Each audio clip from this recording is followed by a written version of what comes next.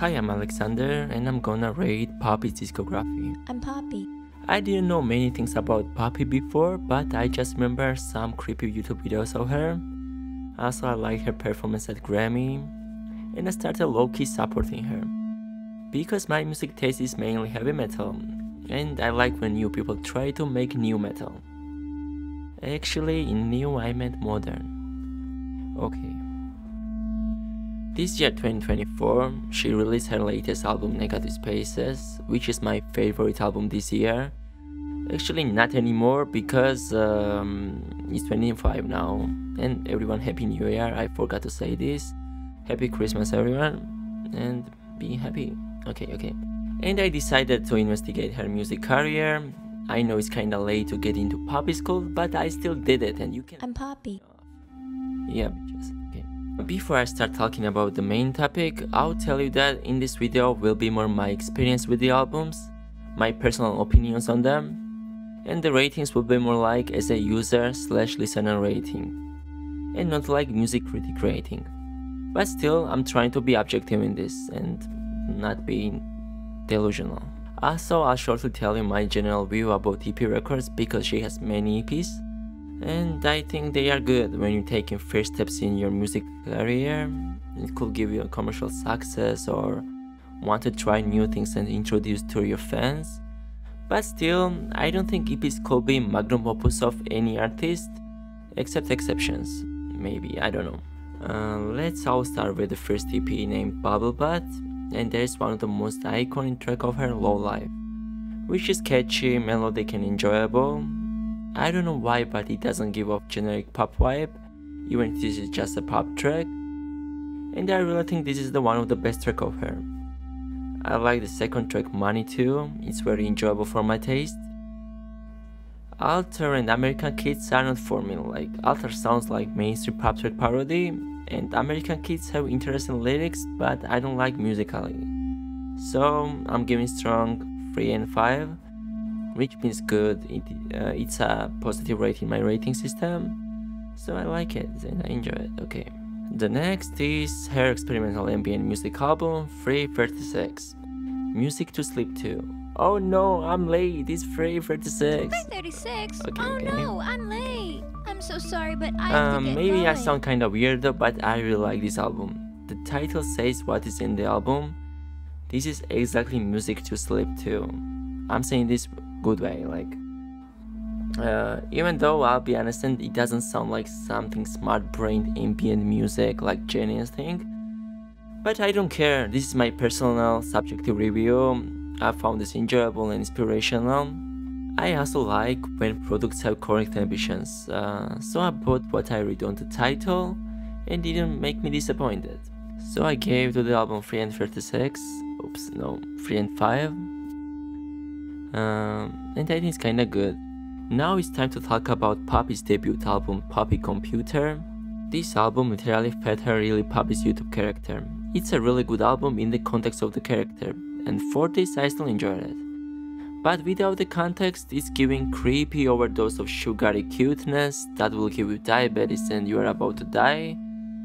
While you listen, you kinda like the tracks, but so quickly the joy turns into suffering and it's getting super boring. Only musically I will give 3 stars, but the album is still iconic because of the individualism of the Poppy. That makes the album special and enjoyable, so I gave decent 3 and 5 again. The next is the second studio album, Am I Girl? Maybe you are Poppy, but I'm not. This is the album when Poppy tries to become real mainstream pop artist. I remember when I started listening to the album, I get angry because I found her out of character. My thoughts were like, she's sold out, she's sounding like generic pop artist, and this music doesn't have any soul. And yeah, some tracks sounds like Ariana Grande, some tracks sounds like Lady Gaga, and I lost the individualness of Poppy in there. But when I listened more, I realized that this album is the way of character development. I imagined the context like she tries to find herself in pop industry. She has to act pop-friendly, and for this she's abusing herself and becoming malfunctioned android. With this image, I found this album very beautiful. The last tracks are starting to sound heavy and everything together makes sense. Plus, the album is very replayable and it's so good for the album. I will give 4 stars if it will be more musically original, but it wasn't, so I decided to give strong 3 and 5 again, even though it's one of my favorite releases of her. Now it's time for the second EP, Choke, and I hope I won't choke. This was more statement EP for me, like now I'm gonna make scary music and sing dark stuff, than musically interesting thing. I think she wanted to test her audience, wanted to try new things in music. It's good, acceptable, I enjoy it, so I gave decent 3 and 5 again. The next is I See You, music to read to. Shortly, I have same opinion as 336, I gave decent 3 and 5 again. Now it's time for the third studio album, I Disagree.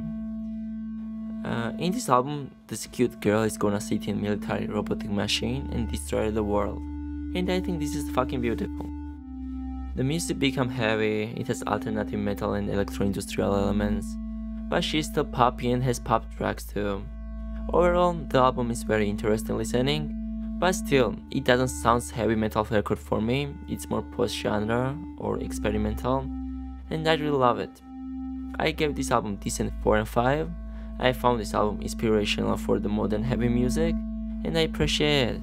The next is her noise album, Music to Scream To, and exactly sounds like the title.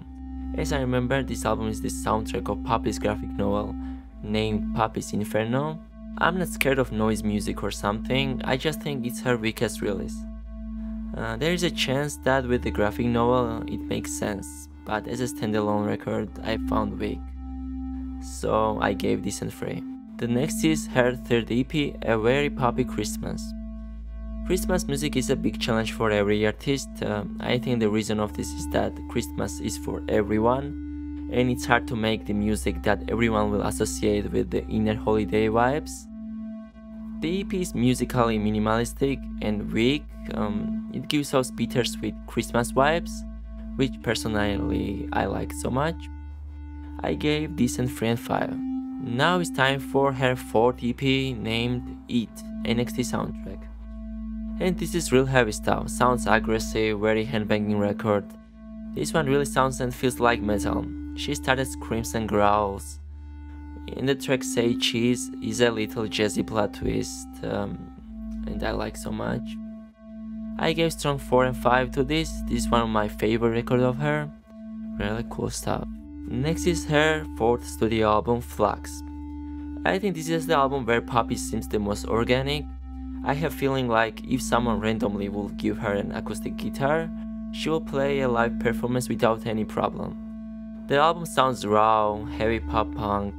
The lyrics feel personal and gives additional beauty too. I really found her very comfortable in this record. In the end of the album, the tracks were in down-tempo sad showcasing vibes. Plus, she had listening party in the game of Roblox and it's fucking big. Thumbs up. I really enjoyed it, I'm giving strong 4. The next is her fifth EP named Stagger, which is good, personal theme driven, it was just good. I'm giving this a 3 and 5, I enjoyed it. The next is her fifth album, Zig. This is the comeback of her old character, emotional way. Even she went blonde on the cover, she returned to pop music. The album has iconic tracks that will stay in your brain long time, like when you zig a zag, when you zig a zag, when you zig a zag. Okay.